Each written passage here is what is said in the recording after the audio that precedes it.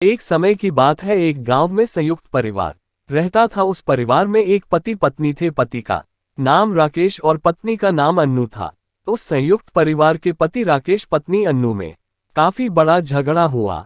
ये झगड़ा उन छोटे मोटे झगड़ों से ज्यादा गंभीर था जो हर पति पत्नी में सामान्यतः होता है, क्योंकि इस झगड़े में एक दूसरे की आलोचना करते करते बात इतनी बिगड़ गई थी कि राकेश अन्नू एक दूसरे से अब तलाक मांगने तक बातें करने लगे थे। उस परिवार के बाकी के सभी लोग बहुत परेशान हो गए और वह सब किसी तरह इन दोनों को समझाकर इस झगड़े का अंत करना चाहते थे।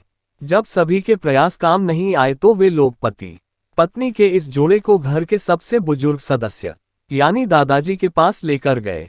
जब दोनों राकेश अन्नू दादाजी के कमरे में प्रवेश किया तो दादाजी ने उन दोनों को बैठने के लिए कहा और फिर पूछा कि बताओ तुम्हारी समस्या क्या है। दोनों पति पत्नी एक साथ बोल पड़े और एक दूसरे पर आलोचनाओं की झड़ी लगा दी। जितनी कमियां अन्नू अपने पति में गिना रही थी, उससे ज्यादा कमियां राकेश भी अपनी पत्नी में गिना रहा था और कई मिनटों तक ये सिलसिला चलता रहा।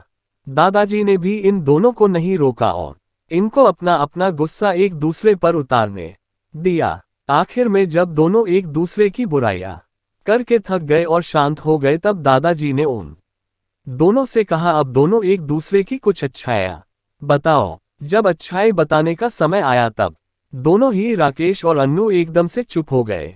शायद गुस्से में उन्हें कुछ याद नहीं आ रहा था या फिर गुस्से की वजह से ही वह एक दूसरे की अच्छाइयां बताना नहीं चाहते थे। दादाजी ने यह बात भी महसूस कर ली।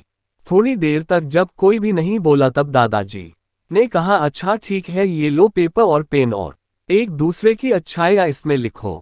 पति पत्नी दोनों ने ही पेपर और पेन लिया और एक दूसरे से काफी दूर जाकर बैठ गए। थोड़ी देर तक ना राकेश ने कुछ लिखा ना अन्नू ने। फिर राकेश ने पेपर में कुछ लिखना शुरू किया। उसे देखकर अन्नू ने भी अपने पेपर में लिखना शुरू कर दिया। ऐसा लग रहा था जैसे दोनों एक दूसरे से कंपटीशन कर रहे हो। काफी समय तक दोनों ने पेपर में लिखा और जब पेपर लिखावट से भर गया तब दोनों ही अपना अपना पेपर लेकर दादाजी के पास उन्हें देने के लिए गए।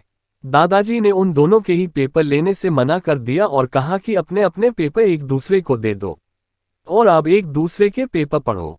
पति ने पत्नी को और पत्नी ने पति को अपना पेपर दे दिया। वे एक दूसरे के पेपर पढ़ने लगे। थोड़ी देर बाद राकेश और अन्नू दोनों के ही आंखों में आंसू थे। पेपर में अपने बारे में लिखी अच्छाइयां पढ़कर पत्नी तो फूट फूट कर रोने लगी।